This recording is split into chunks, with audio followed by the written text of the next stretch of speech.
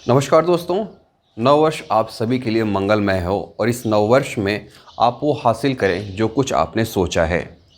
वैसे तो नववर्ष को कुछ दिन बीत चुके हैं और अब ये जनवरी का जो महीना है वो भी धीरे धीरे आगे की ओर खिसक रहा है। मुझे पता है कि आप सब लोग पढ़ाई कर रहे होंगे और आने वाले 13 फरवरी को जो प्रीलिम्स है उसके लिए आपने अपना सब कुछ झोंक दिया होगा, क्योंकि नववर्ष में यही एक परीक्षा सबसे बड़ी परीक्षा है आपके लिए, जिसे पास करके आप अपने सपनों की उस मंजिल तक पहुंचना चाहते हैं जिसके लिए आपने बहुत लंबे समय से अपने ख्वाब को सजा कर रखा था। लेकिन इन सबसे भी बड़ी चीज़ और वो है ये कि आप खुश रहें, क्योंकि जब आप अपने अंदर खुशियों को समेटेंगे तो बाकी चीज़ें भी आपको अच्छी लगेंगी। अगर आप खुश नहीं रहेंगे तो आपको अच्छी चीज़ें भी बेकार लगेंगी। इसलिए मैं कुछ ऐसी लाइनें लेकर आज आपके सामने आया हूं जो शायद आपको मोटिवेट कर सके। और ये लाइनें मैंने दैनिक भास्कर अखबार से उठाई हैं जो 1 जनवरी को प्रकाशित हुई थी। उसमें उस खबर की हेडिंग थी कि अपनी खुशियों को पहचानिए, पाइए और उसे अपने पास सहेज कर रखिए। ज़रूरी ये नहीं है कि अगर आप सिविल सर्विसेज की तैयारी कर रहे हैं तो आपको वही पद मिले जो सबसे बड़ा हो सकता है कि आपको कोई दूसरा पद भी मिल जाए।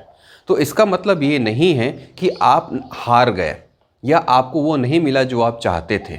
दरअसल बात यह है कि आप पहचानें कि आपके अंदर की खुशी किस तरह की है।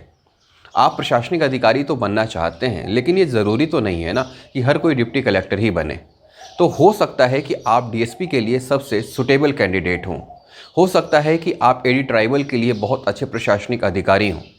जैसे कि मैंने भी यूनिफॉर्म नहीं पहनी, मुझे यूनिफॉर्म मिला था लेकिन मैंने यूनिफॉर्म नहीं पहना और मैंने दूसरी पोस्ट अपने लिए चुनी, क्योंकि मुझे अपना इंटरेस्ट पता था। मुझे पता था कि मैं क्या चीज़ बेहतर कर सकता हूँ। तो इसी तरह से आप भी अपने अंदर की खुशियों को पहचानिए और ये जानिए कि आप क्या बेहतर कर सकते हैं। जाहिर सी बात है, आप टफ़ कंपटीशन में हैं और आपको इस कंपटीशन में अपना सब कुछ झोंक देना है ताकि फाइनली आप उस मंजिल तक पहुंच पाए जो आपको पाना है। लेकिन इसका मतलब ये भी नहीं है कि उसके लिए आप बहुत सारा बोझ अपने सर पे लाद लें। उम्मीदों का एक जो बस्ता है वो अपनी पीठ पर हमेशा लाद कर चलें। आप दूसरों से इरिटेट हों, अपने घर वालों के ऊपर गुस्सा हों, अपने दोस्तों से नाराज़ हों। ऐसा नहीं करना है। देखिए, आपको हर एक चीज़ में छोटी छोटी खुशियों को खोजना है, उन खुशियों को अपने भीतर समेटना है और उसको साथ लेकर चलना है, ताकि आप जो पढ़ रहे हैं वो आपको याद रहे और उस पढ़ाई को जो आपको याद रहेगा जब आप एग्ज़ाम में बैठेंगे तो आप इजीली सॉल्व कर पाएंगे। तो खैर, मैं उन 10 बातों को आपके सामने पेश करता हूं जो मुझे बहुत पसंद आई।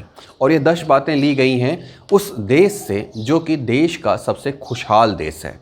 उस देश का नाम मुझे बताने की ज़रूरत नहीं है, क्योंकि आप जब भी रैंकिंग पढ़ते हैं तो देश के सबसे खुशहाल देश के बारे में आप पढ़ते ही हैं। तो वहाँ से 10 बातें इस अखबार ने उठाई थी और वो 10 बातें इस तरह से हैं। सबसे पहली बात जो मैं आपके सामने पेश कर रहा हूँ उसमें ये लिखा हुआ है कि तुम्हें यह नहीं सोचना है कि कोई खास या आम है, समाज में सब समान है। तुम्हें यह नहीं सोचना है कि कोई खास या आम है, समाज में सब समान है। जब आप इस मानसिकता के साथ रहेंगे तो आपको हर कोई अच्छा लगेगा। आप जब सोचेंगे ही नहीं कि आप एक आम हैं और दूसरा कोई खास है या दूसरा कोई आम है और आप एक खास हैं, तो निश्चित तौर पर आपका व्यक्तित्व बहुत बेहतर रहेगा और आप एक अच्छे इंसान बनकर उभरेंगे। यानी कि आम और ख़ास की जो अवधारणा है वही ख़त्म हो जाएगी, तो सारे लोग आपस में मिलकर रहेंगे। दूसरी बात, तुम्हें यह नहीं सोचना है कि तुम्हारी संपत्ति किसी से ज़्यादा है, दिखावा नहीं करना है। यानी कि अपनी संपत्ति का प्रदर्शन न किया जाए। आप कितने भी अमीर क्यों ना हो, आप अपनी संपत्ति का प्रदर्शन मत कीजिए। आप वैसे ही रहिए जैसे कि रहना आपके लिए ज़रूरी है। तीसरी बात, तुम्हें यह नहीं सोचना है कि तुम्हारा ज्ञान दूसरों से ज़्यादा है, हमेशा सीखते रहना है। यानी कि ज्ञान का दिखावा नहीं करना है। ये वो बात है जो आपके लिए सबसे ज़रूरी है, एक एस्पिरेंट के लिए सबसे ज़रूरी है। आपके पास ज्ञान बहुत ज़्यादा है, आप टेस्ट में नंबर बहुत ज़्यादा ला रहे हैं, तो इसका मतलब ये नहीं है कि दूसरों के ऊपर आप ये दिखावा करें कि आप बहुत ज़्यादा पढ़ने वाले हैं। कई बार ऐसा होता है कि टेस्ट में नंबर ज़्यादा लेने वाले बच्चे प्रीलिम्स तक क्लियर नहीं कर पाते हैं और जो बैक बेंचर होते हैं वो फाइनल लिस्ट में अपना नाम बना लेते हैं। चौथा, तुम्हें नहीं मानना है कि तुम सबसे बेहतर हो, सबको समझाने का प्रयास करना है। तो अगर आप ये मानते हैं कि आप सबसे बेहतर हैं तो यहीं पर आप सबसे गलत काम कर रहे हैं। अगर आप बेहतर हैं तो अपने उस बेहतरी का इस्तेमाल दूसरों के भलाई के लिए करिए, दूसरों को भी समझाइए ताकि वो हमेशा आपको याद रखें। याद रखिए, जीवन में और कुछ नहीं, सिर्फ आपका नाम ही है जो रह जाएगा, बाकी कुछ भी नहीं बचेगा। 5वां, तुम्हें यह नहीं सोचना है कि शिक्षा पर विशेषाधिकार है, ये सबका हक है। शिक्षा सबका हक है, ये हम जानते हैं, सरकार भी प्रयास करती है, संविधान में भी इसका उल्लेख है, और ये बिल्कुल भी नहीं सोचना है कि ये सिर्फ आपका ही हक है। 6वां, तुम्हें यह नहीं सोचना है कि तुम अहम हो, तुम्हें सबसे समान व्यवहार करना है, यानी कि हर नागरिक से समान व्यवहार हो। अगर आपके अंदर ये ईगो आ गया कि आप बहुत ख़ास हैं, आपके अंदर कुछ बहुत विशेष है जो दूसरों के अंदर नहीं है, आप डिप्टी कलेक्टर बन गए हैं, आप डीएसपी बन गए हैं, उसके बाद आपने दूसरे एस्पिरेंट्स से दूरी बना ली है, आप उनसे हीन भावना रखते हैं, या फिर आप ये सोचते हैं कि आप श्रेष्ठ हैं, तो ये बहुत गलत कर रहे हैं। अगर आप सेलेक्ट हो गए हैं, आपने अपने सपनों की मंजिल पा ली है, तो आप उन दूसरे एस्पिरेंट्स की भी मदद करिए जिन्हें आपकी ज़रूरत है। आप उन्हें बताइए कि कैसे वो क्या कुछ करें कि वो भी अपने उस मंजिल तक पहुंच पाएँ। 7वां, तुम्हें कभी जन्म, योग्यता या उपलब्धि पर किसी से ईर्ष्या नहीं करनी है, यानी कि जीवन के हर पहलू में समानता हो, हर कोई समान रहे, कोई किसी से भी ईर्ष्या ना करे, चाहे वो किसी भी तरह का व्यक्ति क्यों ना हो। 8वां, तुम्हें कभी किसी भी वजह से किसी प्राणी का मजाक नहीं उड़ाना है। अक्सर ऐसा होता है कि कई सारे दोस्त होते हैं जो एक साथ पढ़ाई शुरू करते हैं, उनमें से कुछ सेलेक्ट हो जाते हैं और कुछ सेलेक्ट नहीं होते हैं। जो सेलेक्ट हो जाते हैं वो ऊंचे ओहदे पर पहुंच जाते हैं, और जो सेलेक्ट नहीं होते हैं वो अक्सर दूसरा काम करने की कोशिश करते हैं। तो इसका मतलब ये नहीं कि वो जो दोस्त आपका है या जो कभी आपके साथ पढ़ाई करता था वो लूज़र है।